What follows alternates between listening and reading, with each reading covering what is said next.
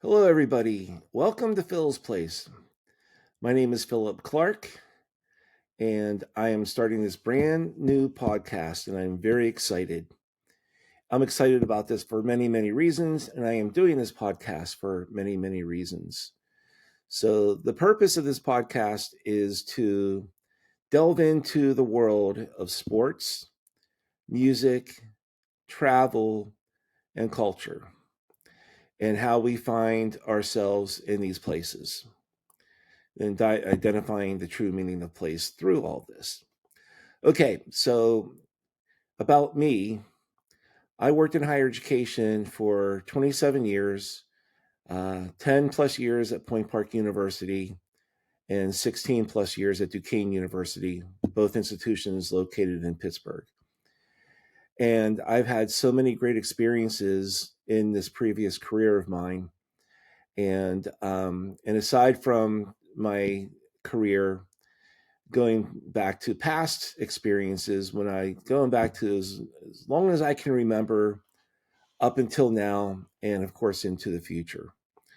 So I will be interviewing numerous guests. In fact, I already have about 7 or 8 guests lined up for interviews, and these are people with very diverse backgrounds, um, within their careers, within their personal experiences. And these interviews are actually going to be conversations, you know, and there's no question in my mind that these people are going to bring a lot of insight about their experiences, no matter if they're musicians, if they're athletes, if they're travel agents, and others who have very interesting backgrounds within their careers. And and of course, we want all of you, the viewing audience and the listening audience, to really, learn from everybody, and also to come back for future episodes. um, there will be, of course, an opportunity on YouTube to like, to subscribe, and to, hopefully, come back for more episodes, like I said earlier. um, I plan to also have this podcast on audio through Spotify and through Apple Music. So, okay, so why am I doing this podcast? Truthfully, I am on a podcast right now with my friend John Toth, who has a website and also a podcast called Sports Survival, kind of like survival, but sports survival.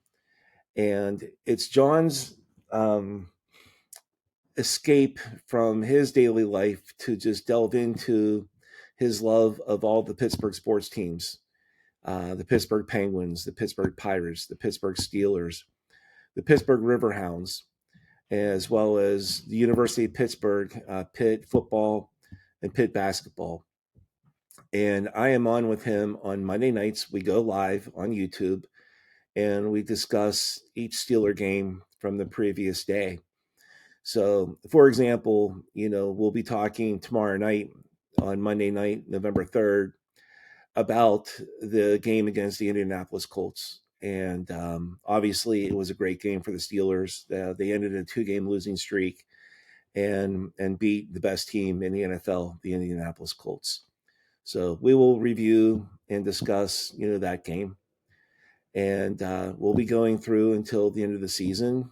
And I'll be back with him to do the NFL draft, which will actually be in Pittsburgh, and it'll be a lot of fun. Just um, as each pick is selected by each team, we'll be talking about each player and how that player is a fit, for those teams. So anyway, that's what I do with John, and I got involved with John just actually during the preseason. Clark Travel advertises is an advertiser for and a sponsor for Sports Bible, and it's really cool because he had me come on to talk about Clark Travel, and I told him, I said, look, I know a lot about sports. I've been going to Steelers games my whole life. I have siblings who have season tickets going back to 1974. That was the first year the Steelers went to the Super Bowl IX. So we did. We talked about my travel agency, and we talked about the preseason, some of the rookies who we think were going to be up and coming. And after we had that episode, he asked me to be on every Monday night with him. So, and we're having a blast with it. So it got me into thinking, I could do my own podcast and again touch upon, everything I just discussed earlier. I have a very wide network of people, good friends in various fields, and these are the people who will be, on my podcast, and there will be future people maybe I've never met before. Hopefully, that will join the podcast as well. So, and as far as I'm concerned, I have a gift of the gab. I'm a storyteller. I have a lot of great experiences throughout my lifetime. For example, working in higher education, especially at Duquesne University, I had the opportunity to travel to Tanzania and to Belize. And we went to these locations to set up study abroad programs. These are study abroad programs that are actually in the month of May after the spring semester comes to a conclusion. And we sent 20 students to Tanzania.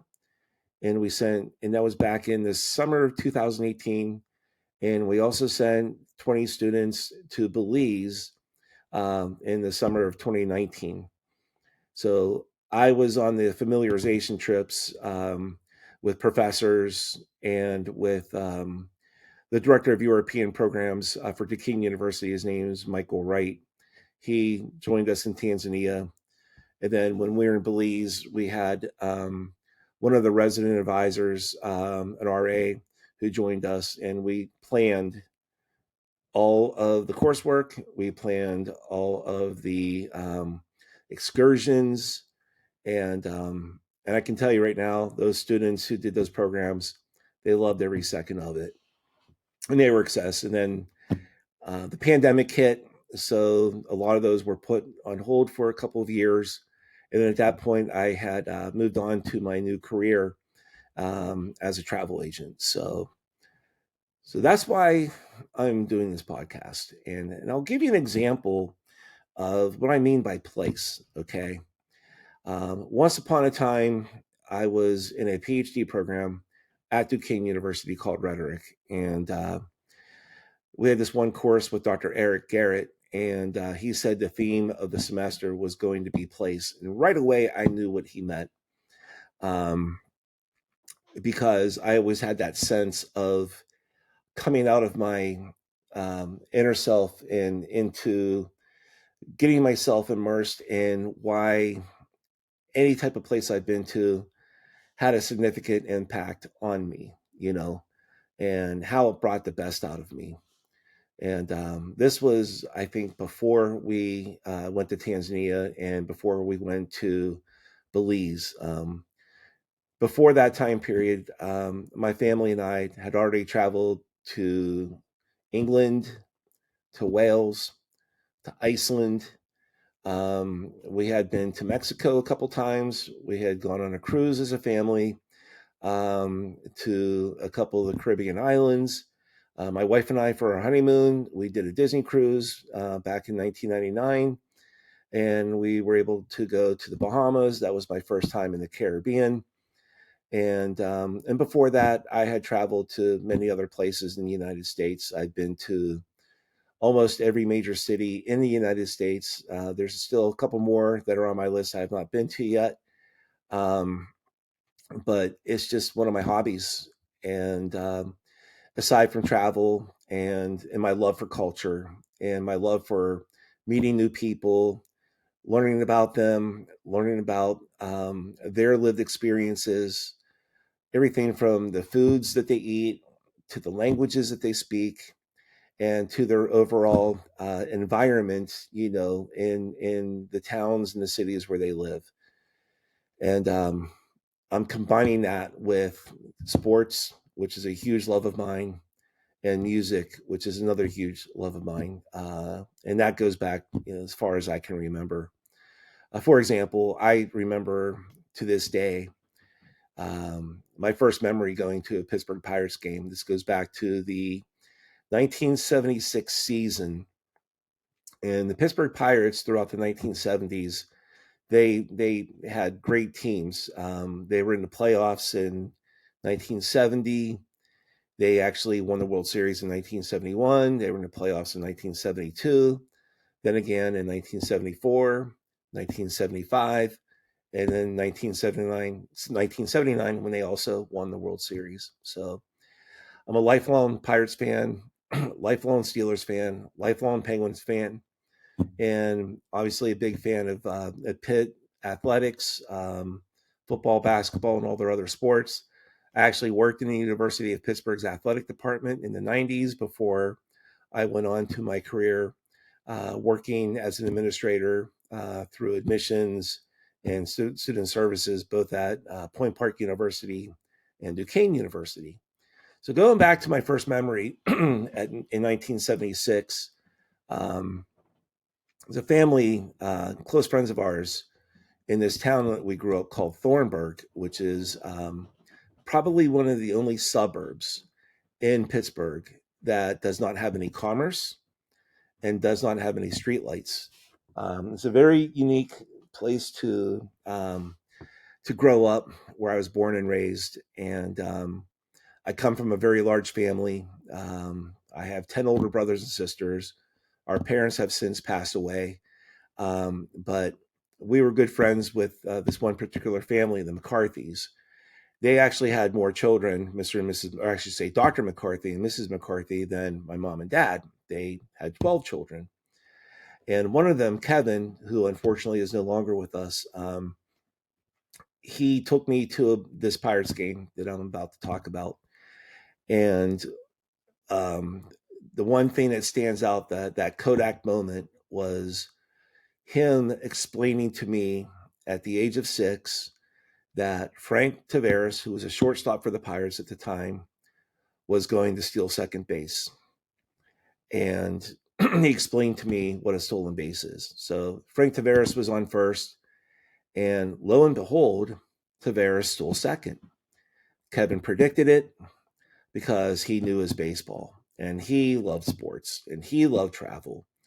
He was a graduate of the University of Notre Dame. Obviously, he was a very, very brilliant person. And he, along with another neighbor, Jerry DiTillo, was also a graduate of the University of Notre Dame. So in our neighborhood, we had, a lot of friends, very well educated, had these great experiences, and those are the things that I remember. So that also is a great example of place, being the fact that, the house I lived in on Princeton Road, the friends that we had on our street on Princeton Road, my best friend Jim Christ, who is the best man in our wedding, still a very close friend of mine to this day. We still get together, we still talk a lot, and we talk about these memories quite a bit. We chat about the first time, for example, one of the times I was at his house, and his older brother David was a huge fan of the band Kiss. Okay. And for those of you who know who Kiss is, and I think all of you know who Kiss is, in fact, Ace Frehley just passed away last week. He was their lead guitarist. My first time seeing their poster when I was little, probably around the same age, same time period, when I was 5, 6, or 7. These guys in all this makeup and all these like funky outfits they were wearing. I was like, whoa. And I'm looking at my son Brandon. He's sitting with me. He's giving me some moral support here. I was blown away by that poster, and I listened to their music as a little kid, and I loved their music. They're a great band. But it wasn't just David. It was my oldest brother Bobby, for example. He worked in the music industry back in the 1970s and in through the early to mid 80s. One of his first jobs that he had was he worked at my dad's radio station up on Mount Washington. He was an engineer, and he used to climb the big tower that they have at the station, which is still there to this day. And he had this massive record collection at his apartment in Crafton.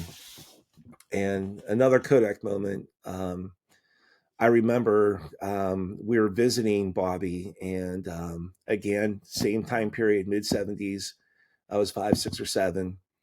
And he said, "Hey, we're going to listen to some music," because I was always like so enthralled by his record collection, the album art of all these bands. We're talking about actually this example, Kansas, the band Kansas. He put the needle on the record for the first song. I don't remember what the song was. I don't remember which album it was, but you know, it made me a fan of Kansas, and it's another band that touched me back in the day. So, but I remember that moment. So I've already covered sports and music, and I'm going to be going on and on in future podcasts about these topics. And I already touched upon travel, gave you numerous examples already. Another Kodak moment. I remember the first time I flew. This would have been after my junior year in high school. We flew out to San Diego, California, to visit my brother Steven. And Steven and his first wife, actually, they were expecting a baby. And when he picked us up at the airport, she was in labor, but he had time to come get us, drop us off at his apartment, back to the hospital, came home hours later in the middle of the night and announced that their daughter Stephanie was born. This is in June of 1987. And we did a lot of things in that time period. We were out there for 2 weeks. We visited cousins in Los Angeles, friends who lived in Orange County. And that particular trip is one I'll never forget. I don't remember what we did every single day, but being in LA, the Lakers had just won the World Championship in the NBA. And I remember asking if we were going to go down to the parade, and I was told no because there were going to be too many people, too much traffic. And all of you who've been to LA or who might be living in LA, if you're watching this, we all know about the traffic in LA. So, but I did go to a Padres game with my brother Steven, and the Padres, that was losing season for them.